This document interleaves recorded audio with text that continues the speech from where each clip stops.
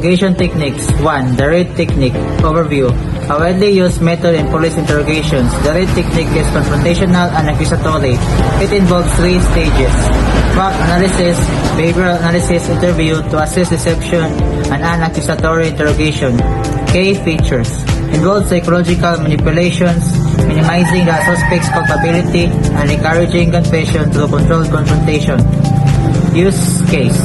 This technique is used primarily when there is a substantial evidence linking a suspect to a crime, and the goal is to elicit a confession.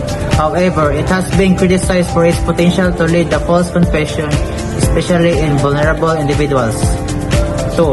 Direct questioning. Overview. This technique focuses on straightforward, specific questions aimed at obtaining factual information. Key features. It is a non-confrontational involving direct inquiries about details of an incident. Use case. Direct questioning is effective in situations where the investigator is seeking specific facts from a cooperative witness or suspect.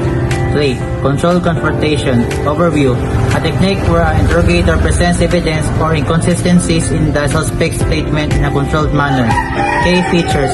This method involves carefully exposing contradictions and pressuring the suspect to resolve them, often leading to an admission or further elaboration.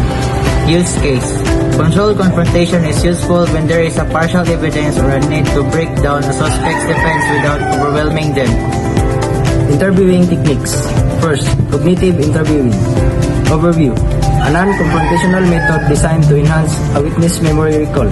It focuses on the cognitive process involving in remembering, encouraging detailed recollections. Key features. Involves techniques like context, reinstatement, recalling events in different orders, and varying perspectives to enhance memory retrieval. Use case. Best suited for interviewing witnesses or victims to obtain a detailed, accurate account of events. It is often used in cases involving traumatic or complex incidents. Second, narrative interviewing. Overview. Encourages the interviewee to provide an open-ended narrative about their experience or knowledge of an event, minimizing interruptions. Key features. The interviewer asks broad questions, allowing the interviewee to tell their story in their own words. Follow-up questions focus on clarifying details from the narrative. Use case. Used when the interviewer seeks a comprehensive, uninterrupted account of an event, such as when speaking to witnesses or victims who have important personal perspectives to share. Rapport-based questioning. Overview.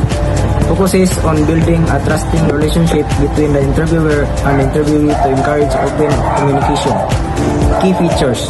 The interviewer creates a comfortable environment, shows empathy, and avoids confrontation, fostering an atmosphere where the interviewee feels safe to share information. Use case. Effective with witnesses or suspects who may be reluctant or hesitant to share information.